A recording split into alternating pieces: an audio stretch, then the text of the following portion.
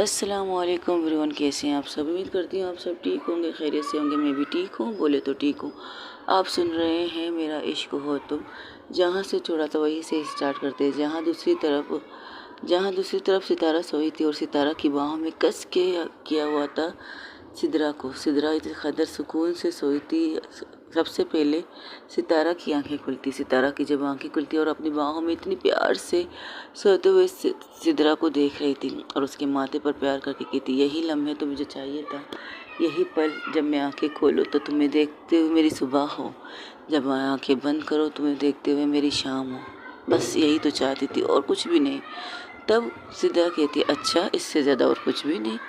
जाने के लिए तो बहुत कुछ है मेरी जान, लेकिन वो क्या है ना, आपकी वजह से रुका हूँ, वरना इस वक्त तो मैं बस गुड मॉर्निंग। Good morning? वैसे कितने बज रहे हैं? कह सकते हो 8 बज रहे हैं और ऑफिस जाना है। आज मुझे ऑफिस जाना है। अरे अरे अरे, रिलैक्स रिलैक्स। तुम मेरी गर्लफ्रेंड हो, तुम्हें टाइम टेबल पर आने की ज़रूरत नहीं। तुम जब भी चाहो तुम आ सकते हो, कंपनी अपनी है। हाँ, आपकी कंपनी आपकी है, लेकिन आपके साथ आपकी बॉस है ना, कनिष्का मैम, उनकी कंपनी में तो जाना है ना। ओहो, तो कोई बात नहीं, तुम्हारे लिए सब कुछ मैं संभाल लूँगी। Very funny. उठिए, मुझे छोड़िए मुझे। पहले गुड मॉर्निंग किस दो, फिर छोड़ूंगा। अच्छा ये बात है। तो कुछ नहीं कहकर उसके होठों पर अपने होठ रख के उसे बहुत प्यार से किस करके कहती, गुड मॉर्निंग, अब छोड़ेंगे। हाय, इतना प्यारा गुड मॉर्निंग। इससे अच्छा तो मैं कुछ और ज़्यादा लॉन्ग गुड मॉर्निंग मांग लेती। नहीं, बहुत हो गया, चलिए उठिए। हाँ, अभी तो मुझे आपके घर नाश्ता भी तो करना है। आपके मोम डैड के सामने कैसे जाऊँगी? किस तरह कल रात आपने कहा था मेरे कमरे में सोएगी, से कहीं और सोने की ज़रूरत ही क्यों है? मैं गेस्ट रूम में भी तो सो सकती। Excuse me, you not a guest, you are my life partner. तो मेरी पार्टनर को मेरे कमरे में मेरी बाहों में होना चाहिए, ना कि गेस्ट रूम में, समझी? चलो उठो। और मेरे मॉम डैडी इस चीज़ को माइंड नहीं करते, समझी? तुम उनकी बहू हो, ज़्यादा मत सोचो, दिमाग को ज़्यादा जोर मत दो। तभी उसकी मोबाइल पर कॉल आने लगती है। सिदरा की कॉल देखती तो देखती चाहत की कॉल। चाहत कहती, तुम कहाँ हो बहन? ऑफिस में तुम्हें मेरे साथ जाना है, उस खड़ूस के सामने। कहाँ हो तुम? हाँ हाँ, बस मुझे 5 मिनट तो मैं आ रही हूँ। एक्सक्यूज़ मी, 5 मिनट नहीं हो सकता तुम्हें यहाँ से जाने से। इसे ऐसा करो, चाहत को कहो डायरेक्ट ऑफिस में पहुँचो, तुम भी डायरेक्ट ऑफिस में पहुँच जाओगी। 10 मिनट, ठीक? आयुष शो मुझे ऑफिस में पहुँचा दोगे टाइम पर? ऑफ कोर्स यार, तुम लोगों का टाइमिंग 9 PM है, तो मैं पहुँचा दूँगा। टेंशन क्यों ले रही हो? 9 PM, सीरियसली 9 PM? है 9 PM, हाँ तो है, 9 PM ही तो है। सुबह है सुबह। तुम कहाँ हो? मेरी बाहों में तुम्हें सब कुछ भूल जाती हो क्या? हाँ, मैं वाकई भूल जाती हूँ। चलिए उठिए। ये क्या करो, लोग उठते हैं, फ्रेश होते हैं, बाहर आते, जहाँ पर दानिश, अफसा, उसके मोम डैड नाश्ता कर रहे थे, तो उनको गुड मॉर्निंग कहकर वो उनके पास ही बैठ जाते। तो कहते, तो तुम लोग की रात अच्छी गुजरी? तो तो सितारा क्या कहती, हाँ बहुत अच्छी गुजरी। जब अपनी मोहब्बत आपकी बाहों में हो तो कितनी अच्छी गुजरी। उसके पैर पर पैर मारती है सिदरा। सिदरा कहती, क्या बकवास कर रही हो, मोम डैड है। तो कहती, तो क्या हुआ? एक्सक्यूज़ मी, हमारी फैमिली बहुत ओपन माइंड है, तो टेंशन मत लो। ये कहकर सब हंसने लगते हैं। इसी तरह नाश्ता करने के बाद अफसा कहते, चलो देखते हैं कि वहाँ की माहौल कैसा है। अच्छा ये उसने तो बहुत कोशिश की, अब देखते क्या हो रहा है। वही दूसरी तरफ कनिष्का जो अपने केबिन में बैठ के काम कर रही थी। हाँ, आज ऑफिस जल्दी आई थी, तकरीबन 7 बजे आई थी। और उनके एम्प्लॉय जो आते हैं टाइम वाले, जैसे कि कुछ लोग 7 बज जाते, कुछ लोग 8 बज जाते, इसी तरह से टाइमिंग पर है। हाँ, टाइमिंग पर तो सब आ चुके। हाँ, लेकिन लास्ट टाइम यह होता है कि 9 बजे तक उनके सारे एम्प्लॉय जिनकी टाइमिंग पर आना है वो सबको टाइमिंग पर ही आना है। तो कनिष्का जो अपने केबिन में बैठी थी तो एक फ़ाइल देख रही थी, तो कहती, व्हाट द हेल, मेरी सेक्रेटरी कहाँ है? ओ मैम, वो उनकी शादी हो चुकी है, उन्होंने रिज़ाइन कर लिया है। सो अब तक मेरी कोई नई सेक्रेटरी आप लोगों ने अपॉइंट नहीं की है? मैम की है, अफसा मैम ने की है, वो आती होगी, उनका टाइमिंग 9 बजे है। तुम लोग का दिमाग ख़राब है। बॉस यहाँ पर 7 बजे आके बैठा है और उसकी सेक्रेटरी को टाइम दिया है 9 PM। यू आर जॉकिंग भी मी? मैम आज आप जल्दी आ गए थे। सो मैं टाइम देख कर आना चाहिए मुझे, मैं 6 बजे भी आ जाऊंगी। अगर इसी तरह मेरी कंपनी में चलता रहा ना, तो जितने भी एम्प्लॉय हैं जिनको अफसा ने छूट दे रखी है टाइमिंग की, नोट अलाउड, आखिरी टाइम उसने 9 रखा है ना, 9 बजे, तो मैं सब कुछ कट करके सिर्फ 6 बजे अगर मैं चाहूँ ना तो सब कुछ 6 बजे भी बुला सकती इस ऑफिस में। जी मैम, समझ गए। तो मेरा दिमाग ख़राब मत करो। मुझे मेरी सेक्रेटरी टाइम पर चाहिए। जब मैं यहाँ ऑफिस में होंगी तब उसके पास मैसेज भेजो कि मैं ऑफिस में आ चुकी हूँ, मुझे मेरी सेक्रेटरी चाहिए। और ये फ़ाइल मिस्टर भट्ट आ जाने वाले क्या? यस मैम, मिस्टर भट्ट के साथ आपकी मीटिंग है। ओके, मेरी मीटिंग से पहले मेरी सेक्रेटरी की कुछ बात करनी होगी उनसे, तो ज़रा संभाल के।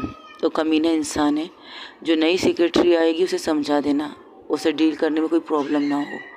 You understand? Yes ma'am, yes I am understand. Okay ठीक है, जाओ तुम। ये कहकर कनिष्का अपने चेयर पर बैठ जाती है और अपनी आंखें बंद करके वो कल रात की चीज़ों को सोच रही थी, और एक झटके से आंखें खोलती, नहीं मुझे नहीं सोचना चाहिए। तब वो उसके अपनी मोबाइल को देखती तो मोबाइल पर उसको वॉइस मैसेज आया होता तो उसे सुनती है जेनिफर का मैसेज सुनने के बाद सिर्फ इतना कहती है, ओके तुम फिक्र मत करो, हमारी डील टूटेगी नहीं। जो वादा मैंने तुमसे किया है कि तुम्हारी कंपनी को सपोर्ट करूंगी, तो हाँ मैं उस वादे पर अब भी कायम हूँ। अब इसकी एक्टिंग की ज़रूरत नहीं, तुम बस अपनी लाइफ एंजॉय करो। और हाँ, शुक्र है तुमने अपनी अकल वाली चीज़ की, वरना तुम जिस तरह बेवकूफ़ी कर रही हो मुझे बर्बाद करने के लिए, शायद तुम्हें पता नहीं कि तुम मुझे बर्बाद नहीं कर पाओगी, उल्टा खुद बर्बाद हो जाओगी। चलो फिर, देर है दुरुस्त है, अपना ख्याल रखना, अपनी गर्लफ्रेंड के साथ अच्छे से प्यार से मोमेंट एंजॉय करना। Good day and enjoy your life. ये कहकर वो फ़ोन बंद कर देती तो अपनी चेयर से कुछ टिका के अपनी चेयर को आगे पीछे करने लगती है। थोड़ी देर बाद उसके केबिन की नोक नोक होती है, तो वो कमिन कहती है, वो अपनी आंखें नहीं खोल कर कमिन कहती है। तब वो कहती है, मैम आपकी सेक्रेटरी आ गई है। ठीक है, इन्हें समझा दो इन्हें क्या क्या करना है। और रुक जाती है और कहते हुए उसे ऐसा लगता है ये परफ्यूम की खुशबू। तो कहती नहीं ये नहीं हो सकती। तो कहती है, फिर से कनिष्का कहना स्टार्ट कर देती, उसे समझा दो उसे क्या करना है। और जब आंखें खोलकर उसके सामने देखती तो उसके असिस्टेंट के पास उस चाहत खड़ी थी। चाहत को देखकर एक पल के लिए उसे घूर के देखती है। असिस्टेंट को कहती, तुम जाओ बाहर, मैं कुछ बात करती हूँ, जाओ गेट लॉस्ट। तो उठती, तुम यहाँ क्या कर रही हो? मैं आपकी पर्सनल सेक्रेटरी हूँ। अच्छा, तुम मेरी पर्सनल सेक्रेटरी किस बिहाफ पर हो, जब मैंने तुम्हें अपनी कंपनी से निकाल दिया है? वो क्या है ना मैम, वो कनिष्का के पास आती, उसके पास बिल्कुल आंखों में आंखें डाल के कहती, वो क्या है ना मैम, आपने मुझे ज्वाइन नहीं करवाया था और आप मुझे निकाल भी नहीं सकती। मेरे आना और जाना सिर्फ एक ही बंदी कर सकती है, वो है मैं अफसा मैम। उन्होंने मुझे ज्वाइनिंग लेटर दिया था, उन्होंने मुझे सेलेक्ट किया था आपकी कंपनी के लिए, तो उन्होंने ही मुझे रिज़ाइनमेंट लेटर देना चाहिए, ना कि आपको। हाँ मैं आपके काम कर सकती हूँ, आपकी एम्प्लॉय बन सकती हूँ, लेकिन रिज़ाइनमेंट का हक मुझे सिर्फ अफसा मैम को है।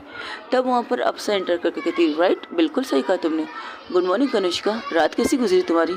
तो उसे घूर के देख कर कहती, ये क्या बकवास कर रही, तुमने इसे निकाला नहीं जब मैंने तुमसे कहा था। देखो कनिष्का, तुम किसी पर्सनल रीज़न की वजह से किसी भी एम्प्लॉय को नहीं निकाल सकती, तुम पर्सनल रीज़न दे रही हो। पर्सनल रीज़न ये है कि तुम्हें ये लड़की पसंद नहीं है, इसलिए तुम इसे ऑफिस में बर्दाश्त नहीं कर सकती।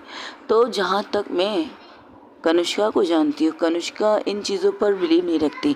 कनिष्का काबिलियत देखती है, कनिष्का एम्प्लॉय की वर्क देखती है, उसी भी आप पर नौकरी में रखती है, नौकरी पर से निकालती है। लेकिन तुम इन सारी चीज़ों को एक तरफ करके अपने पर्सनल रीज़न की वजह से इसे निकालने के लिए मुझे कहोगी, तो मैं कैसे निकाल सकती हूँ? और बाय द वे मैं तुम्हें बता दूँ, इस कंपनी में सिर्फ तुम अकेले की डिसीजन लेने वाली बंदी नहीं हो, तुम्हारे साथ हम भी हैं। तो आई होप तुम समझ रही हो कि मैं कहना क्या चाहती हूँ। तो इसे मेरी पर्सनल सेक्रेटरी पर रखने की क्या ज़रूरत है?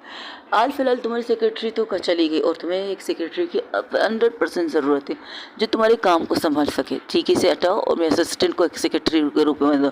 शायद तुम बोल रही हो, तुम्हारी असिस्टेंट जो है वो मेरी पर्सनल असिस्टेंट है, तो मैं उसे कैसे हटा कर तुम्हें दे दूँ? तो तुम्हें जब तक कोई और नहीं मिलता तब तक तुम्हें इसे झेलना पड़ेगा। तुम कुछ ज़्यादा ही कर रही हो। अगर तुम लोगों के दिमाग में चल रहा है कि मैं इसे माफ़ कर दूँ, इसको अपने पास रख लूँ, तो ये तुम लोगों की बेवकूफ़ी है। मैं ऐसा कुछ करने वालों में से नहीं हूँ। अरे नहीं, अब में से कौन कहेगा तुम ऐसा कुछ करो, बिल्कुल नहीं चाहेगा। ये तुम्हारी लाइफ है, तुम्हें जो करना है करो, आई डोंट माइंड। लेकिन कुछ ऑफिस के कुछ रूल और रेगुलेशन होते हैं जिन्हें फॉलो करना हम सबको हमारा हक है, हम फॉलो कर सकते हैं और तुम भी कर सकती है फॉलो। इस तरह से इनकार करके तुम खुद को भी फंसाओगी, हमारी भी फंसाओगी।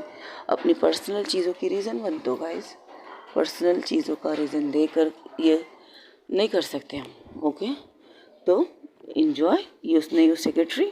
और मिस चाहत, प्लीज़ अपने बॉस को ज़्यादा तंग ना करके अपने काम पर ज़्यादा फोकस कीजिएगा और आपकी शिकायत मुझे नहीं मिलनी चाहिए। तो जैसे ही वो बाहर निकलते तो अफसर गहरी सांस लेके गई थी, बच गए। तो दानिश जो उसके पीछे खड़ा था उसके कंधे को शाबाशी की तपतपाहट देकर कहते, क्या बात है, शेरनी के जंगल, शेरनी की गुफा से तुम जिंदा बच के आ गए। मैंने उसे मौका ही नहीं दिया बोलने का, मरते मरते बच गई यार। कमीनों, कुत्तों, सालों, तुम लोगों को नहीं लगता कि तुम लोगों को मुझे सपोर्ट करने के लिए अंदर आना चाहिए? देखो शीश, देखो भाभी, वो सितारा उसके साथ आके उसके साइड हक करके कहती, देखो भाभी, ये शेरनी है ना, अभी इस वक्त घायल शेरनी बन चुकी है। इसके सामने जाने का मतलब अपनी बोटी बोटी करना है और हमें अपनी जान प्यारी है और अभी तो हम अपनी मोहब्बत के सफ़र में निकले हैं, हमें एंजॉय करने दीजिए। क्यों मौत के मुंह में भेजना चाहती है आप? मौत के कुएं में, सॉरी, मौत के मुंह और कुएं में क्यों भेजना चाहती है? अब तो चाहत ही संभालेगी।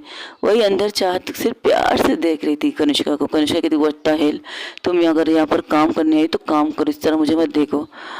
आंखों की गुस्ताखी माफ़ करिए मैम, एक्चुअली आप इतनी खूबसूरत लग रही। वैसे एक बात है, आप पर ब्लैक सूट बहुत खूबसूरत लगता है लेकिन वाइट भी बहुत अच्छा लगता है। वैसे कहा जाए तो आप पर हर चीज़ अच्छी लगती है और आप पर शॉर्ट ड्रेस भी अच्छी लगती है। और जस्ट शट अप और गेट लॉस्ट, अपना काम करो, मुझे डिस्टर्ब मत करो। ओके है ना मैम, मुझे मेरी केबिन अभी तक मिली नहीं, तो आई थिंक मुझे आपके केबिन में, वेट अ मिनट, वो अपने असिस्टेंट को मैसेज करती है। मैसेज मिलती है, असिस्टेंट रूम में आके कहते हैं, यस मैम, इनको एक का केबिन दिखा दो, अगर नहीं है तो अपने केबिन में नहीं बिठा दो, मुझे डिस्टर्बेंस नहीं चाहिए। ओके मैम, ओके मैम, आप आइए आइए मिस, यहाँ पर तुम नहीं हो? नहीं, मैं लीव पे थी, आप नहीं हो शायद, चलो कोई बात नहीं। ओके, आज मिस्टर भट्ट आने वाले और हाँ ज़रा संभाल के, वो एक नंबर का कमीना है। तो क्या कनिष्का मैम को पता है मिस्टर भट्ट आ रहे? हाँ उन्हें पता है। ओके, जब वो बात कर रहे थे तो सामने से भट्ट आ रहे, तो अफसर से देखकर कहते, ये कुत्ता यहाँ क्या कर रहा है? तब दानिश कहता, ये कुत्ता तुम्हें पता है किस लिए आया है? हाँ, हड्डी खाने के लिए आया है, जो कनिष्का उसके सामने फेंकती है। एक आइडिया है, कुछ मत करो, ये खुद एक कमीना इंसान है, तुम्हें कुछ करने की ज़रूरत नहीं, ये खुद कमीने पंथी में कुछ कर देगा, टेंशन मत लो। अरे वाह दानू, तुम तो मेरी हर बात समझ जाते हो, बिना कहे भी समझ जाते हो। हाँ, बॉयफ्रेंड हो तुम्हारा, तुम्हारी अब बात समझने का हक है मुझे, तो समझ गया हूँ मैं, टेंशन मत लो, चलो अपने अपना काम करते हो। वहीं पर सब लोग अपना काम करने लगते हैं। मिस्टर भट्ट आके खड़े होते तो कहते हैं, कनिष्का फ्री है? तो पर्सनल सेक्रेटरी के होने के नाते चाहत खड़ी होकर कहती, नो सर, मैम इस वक्त बिज़ी हैं, तो आप थोड़ी देर पहले यहाँ पर वेट कीजिएगा और जो काम है आप मुझे बताइए ताकि मैं समझ के मैं अपने बॉस को बोल दूँ। तुम नहीं हो? तो कहती, yes sir, I am new. Oh, बहुत खूबसूरत हो और काफ़ी हॉट एंड सेक्सी भी हो, I like it. Excuse me sir excuse me sir, no no excuses, मैं आपकी तारीफ़ कर रहा हूँ। वैसे अगर आप चाहें तो मैं आपको एक ऑफ़र भी कर सकता हूँ। कैसा ऑफ़र? कनिष्का जितनी सैलरी पर तुम्हें यहाँ पर रख रही है उससे दुगनी सैलरी या इससे कई ज़्यादा, तिगनी चौगनी, जितना भी कहो, मैं आपको धोकर अपनी पर्सनल सेक्रेटरी के तौर पर रखना चाहूँगा। पर्सनल सेक्रेटरी, और आपको पता है पर्सनल सेक्रेटरी इससे भी ज़्यादा पर्सनल सेक्रेटरी हो सकती है। आपकी मुंह मांगी कीमत पर मैं आपको अपने पर्सनल सेक्रेटरी रखने के लिए तैयार हूँ।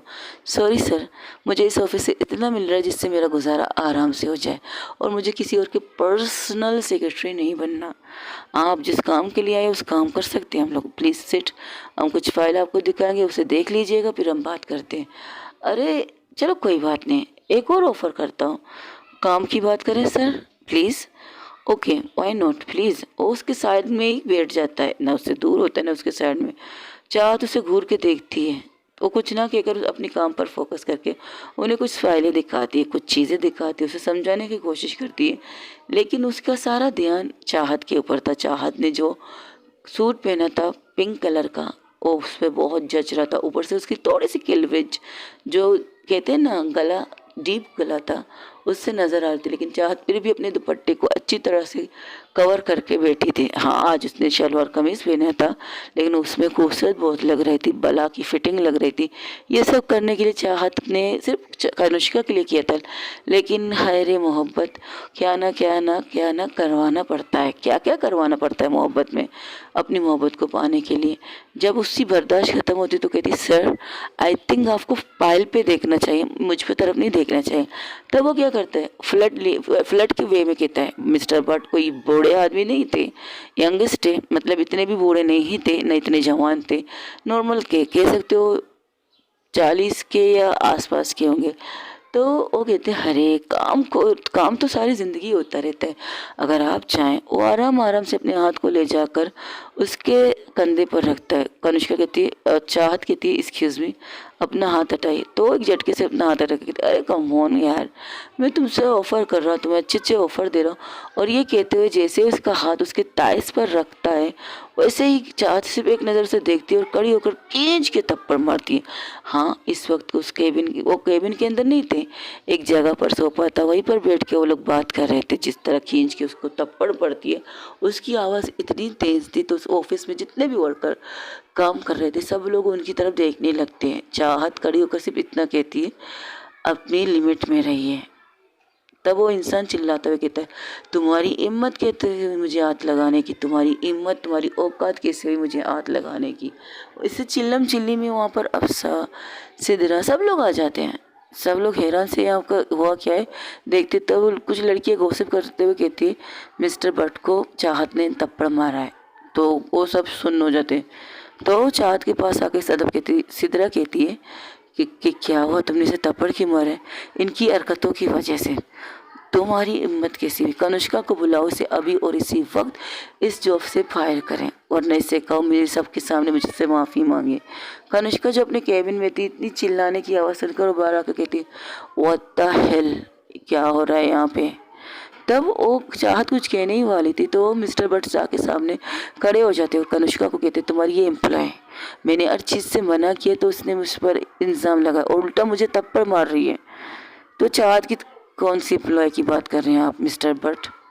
आप किस काम के लिए आए थे, आपको पता है और आप क्या काम कर रहे हैं?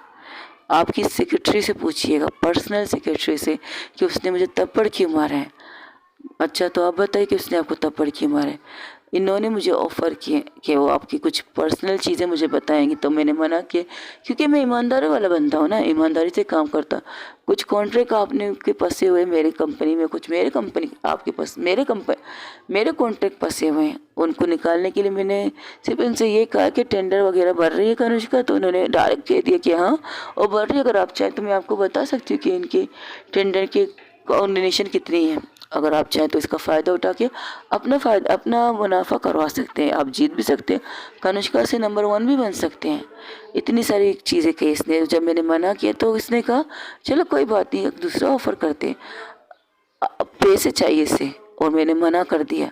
और मना करने के बाद मुझ पर इल्ज़ाम लगा के मुझे थप्पड़ मार रही कि मैं इसके साथ बदतमीज़ी कर रहा हूँ। तब चाहत की तरफ एक नज़र देकर कनिष्का कुछ कहती नहीं है। चाहत आगे आके कहती है, मैम मेरी बात सुनिएगा प्लीज़ मैम, ये झूठ बोल रहे हैं, इन्होंने ऐसा कोई भी बात नहीं, मैंने कोई भी ऐसी बात नहीं की। क्या हुआ है चाहत, मिस चाहत, जो हुआ है सही से बताओगे और बैठ के बात करते हैं, प्लीज़ मेरे केबिन में आइएगा। और हाँ एवरीवन, अपना काम कीजिएगा और मुझे डिस्टर्बेंस नहीं चाहिए, मैं पर्सनली इस चीज़ को अटेंड कर रही हूँ। तब लोग सब, अफसा, सिदरा, सब लोग कैबिन में आ जाते हैं। अफसा की तरफ देखकर, सिदरा की तरफ देखकर कहती, सिदरा को देखकर कहती, मिस सिदरा आपका कोई काम है यहाँ पे? नहीं नहीं मैम, मैं चाहत के साथ, आप बाहर जा सकती हैं, यहाँ एम्प्लॉय के अलावा बाकी बॉसेस हैं यहाँ पे, आप जाइए। तब वो कनिष्का चाहत की तरफ देखती है, अपने चेयर पर जाके बैठ कर कहती है, अरे मिस कनिष्का, आपको मेरी बात पर यकीन नहीं? इतने सालों से हम एक साथ काम कर रहे हैं, इतने सालों से। मिस्टर भट्ट, मैंने आपका सुन लिया है, आपको नहीं लगता मुझे अपने एम्प्लॉय का सुनना चाहिए? क्योंकि कनिष्का मेरा एक तरफ फैसला नहीं करती है, समझी। तो प्लीज़ सपोर्ट मी, मुझे बात करने दीजिए इनसे। तो आपका कहने का मतलब ये है मिस कनिष्का कि आप मुझ पर भरोसा नहीं करके अपनी इस एम्प्लॉय पर भरोसा करिए, जिसे आए हुए अभी तक मेरे ख्याल से 24 घंटे भी नहीं हुए शायद। आपको इतनी जल्दी पता चल गया कि मेरे इस एम्प्लॉय को आए हुए 24 घंटे भी नहीं हुए। बट मेरी एक प्रॉब्लम है। मेरी प्रॉब्लम ये है, मैं किसी एक की बात नहीं सुनती, मैं दोनों पक्षों की बात सुनती हूँ। और इस बात का मतलब ये होता है, अगर आपकी सुनी है तो मैं मिस चाहत की भी सुनना पसंद करूँगी। मुझे भी तो सुनने दीजिए कि ऐसा क्या हुआ कि जिसकी वजह से आपकी गालों पर 5 उंगलियों की छाप चप चुके हैं। तो प्लीज़ रिलैक्स होकर बात कीजिए। डर रहे हैं कि आपने कुछ ऐसा गलत किया तो नहीं, तब वो चुप हो जाता है। तो चाहत की तरफ देखकर कनिष्का कहती है, कंटिन्यू। क्या खवाए मिस चाहत? मैम, आपने जैसे कहा था कि मुझे इन्हें डील करना है, मुझे इनसे बात करनी, तो आपसे केबिन में आने से पहले मैं इनसे बात कर रही थी। जब इन्होंने मुझे देखा तो वो सारी चीज़ें बताते, किस तरह इसकी तारीफ़ की, किस तरह से हॉट एंड सेक्सी कहा है, सब कुछ। फिर वो चुप हो जाती। इसके आगे मैम इन्होंने मुझे ऑफ़र किए, जो मैंने ऑफ़र रिजेक्ट किए, तो उन्होंने एक और ऑफ़र किए, वो भी मैंने रिजेक्ट किए। ओके, इससे आगे बात करते करते इन्होंने अपना हाथ मेरे कंधे पर रखा। वो बात तो कर रही थी, कनिष्का सुन भी रही थी, लेकिन कनिष्का की आंखों में गुस्सा नजर आ रहा था। अब सा कहती, ये तो गया बट की बट लगने वाली है। तब जानिश कहता, चुप रहो, यहाँ पर सीरियस माहौल चल रहा है, तुम्हें कॉमेडी की सोच रही। अब तो कॉमेडी होने वाला तो नहीं है, अब तो कत्लेआम होने वाला है। इससे आगे मैम जब मैंने इन्हें मना किया तो वो कहते हुए चुप हो जाती। कनिष्का खड़ी हो जाती है। कनिष्का खड़े होकर सीधा उसकी कुर्सी पर सामने आकर उसकी चेयर को घुमा के अपने फेस के सामने करके कहती है, इससे आगे मिस चाहत। इससे आगे इन्होंने मेरे ताइस पर हाथ रखा, और जब इन्होंने हाथ रखा तो उसी टाइम मैंने इन्हें थप्पड़ मार दिया, क्योंकि मेरी बर्दाश्त से इससे कुछ कहती तो कनिष्का जो सामने बैठी, कनिष्का के टेबल पर एक बहुत ही खूबसूरत सा गुलदस्ता था कांच का, तो वो कुछ ना कहकर सीधा गुलदस्ता लेकर उसके सर पे मारती है, मिस्टर भट्ट के सर पे। तो अब सकती कनिष्का, लेकिन वो सुनती नहीं, उसके कॉलर से पकड़ के उसे खींच के 2-3 थप्पड़ लगाती है। मैंने तुमसे पहले भी कहा था भट्ट, जब तुम मेरी कंपनी में आओ, मेरी कंपनी में कदम रखो, तो अपनी गंदगी को गंदे डब्बे में डाल के आना। अपने गंदगी को अपने गंदे डब्बे में डाल के आना। लेकिन तुमने फिर से वही हरकतें की। तुम्हें नहीं लगता कि तुम्हें मेरी ज़रूरत है, मुझे तुम्हारी ज़रूरत नहीं है। तो वो उसके सर से खून बह रहा था, वो कनिष्का के पाँव के सामने, क्योंकि जब कनिष्का ने उसे गोद खींच के 2-3 थप्पड़ मारे तो गिर चुका था फर्श पर। वो घुटनों के बल बैठ चुका था। वो कहता है, ये झूठ बोल रही है, तुम इसकी बात पर यकीन करिए, तुम उस पर। ये झूठ नहीं बोलती, झूठ तुम बोल रहे हो मिस्टर बट। ये कहकर उसके कॉलर से पकड़ के फिर से खड़ा करके कहती है, मैंने कहा भी था ना, कहा था, तुम्हारे बाप के सामने कहा था कि तुम कभी भी ऐसी कोई हरकत करो तो मेरी बर्दाश्त मेरी लिमिट से क्रॉस हो जाए तो मैं तुम्हें छोड़ूंगी नहीं। पहले भी यही किया था तुमने, मैंने तुम्हें वार्न किया था, मेरी पर्सनल सेक्रेटरी, यहाँ तक कि मेरी किसी भी एम्प्लॉय के साथ कोई बदतमीज़ी मत करना। तो आज तुमने फिर से वही हरकतें की हैं। ये कहकर उसे कॉलर से पकड़ के बाहर निकाल कर ज़मीन पर, बाहर अपने केबिन से निकाल कर उसी जगह पर जाकर बिठाती जिस जगह पर वो पहले बैठे थे। और बैठने के बाद उसे पकड़ के कहती, तुम्हें क्या लगता है कि तुम मेरे किसी भी एम्प्लॉय के साथ बदतमीज़ी करोगे और मैं खामोश रहूँगी? मुझे तुमसे पूछने की ज़रूरत भी नहीं थी। मुझे कनिष्का मेरा को तुमसे पूछने की ज़रूरत भी नहीं थी, ना मिस चाह से पूछने की ज़रूरत थी। वो सामने देखो, चारों तरफ मेरी कंपनी में कैमरा लगा है, फिर भी तुम अपनी हरकतों से बाज नहीं है। मैंने सोचा तुम सच बोलोगे, लेकिन तुम झूठ पे झूठ बोल रहे थे। तो तुम्हारे पास क्या सबूत है कि इसने सच कहा? अरे, लगता है तुम्हारे सर के साथ तुम्हारा कान काम करना बंद कर चुका है। जो थोड़ी देर पहले मैंने कहा रिपीट कर देती हूँ, हालांकि मुझे रिपीट करने का कोई शौक़ नहीं है, ना मुझे रिपीट करना पसंद है, फिर भी कर देती हूँ। सामने देखो, अपने चारों तरफ गौर से देखो, जहाँ पर हर जगह पर सीसीटीवी कैमरा है। और तुम्हें पता है इसकी खासियत क्या है? सिर्फ देखती नहीं है, सुनती भी है। और सुनते ही मुझे भी सुनाती है। ये है इसकी खासियत। लेकिन तुम जैसे लोग ये चीज़ गौर करना भूल जाते अपनी हरकतों की वजह से। तुम्हें देखना है, रुको, वो कुछ इशारा करती है तो वहाँ की स्क्रीन पर एक टीवी, वहाँ की स्क्रीन पर एक चीज़ नज़र आती जहाँ पर वो से ये सारी हरकतें करते हुए दिखाई दे रही थी और जो बात उनके बीच में हो रही थी वो भी सुनाई दे रही थी। अब मिस्टर बट तो हवा बंद, चारों तरफ के रास्ते बंद हो चुके। अब उसके सांस लेना बहुत ज़्यादा अनईजी फील हो रहा था क्योंकि उसके सर से खून बह रहा था, उसकी आंखें भी बंद हो रही थी। लेकिन जब ये वीडियो देखकर उसकी आंखें वैसे ही बंद हो रही थी तो कनिष्का उसको कॉलर को लेकर से एक झटके से झंझलाती है।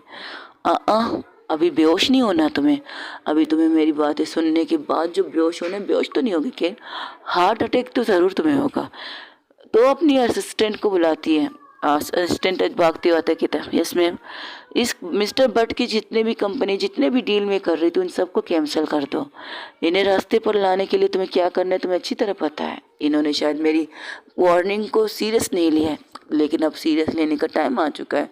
इन्हें लगता है कि वो कनिष्का सुधर चुकी है, लेकिन कनिष्का अभी तक इतनी नहीं सुधरी है जितनी वो उसे सुधरना चाहिए। आप ऐसा नहीं कर सकते। मैं ऐसा कर सकती हूँ मिस्टर बट, जब आप मेरा नहीं सुनेंगे तो मैं आपका क्यों सुना। मैं वही करूँगी जो मुझे करना है। एम आई राइट।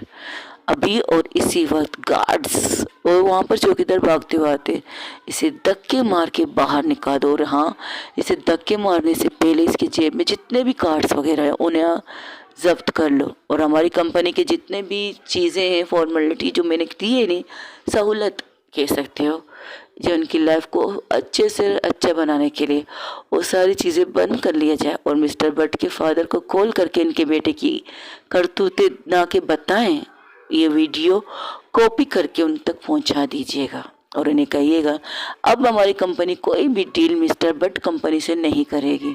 और अगर उसके बाद भी इनके पापा यहाँ आने की गलती करेंगे तो उनका खुद का नुकसान होगा। मैं सिर्फ इससे सज़ा दे रही हूँ, उनकी कंपनी को नहीं।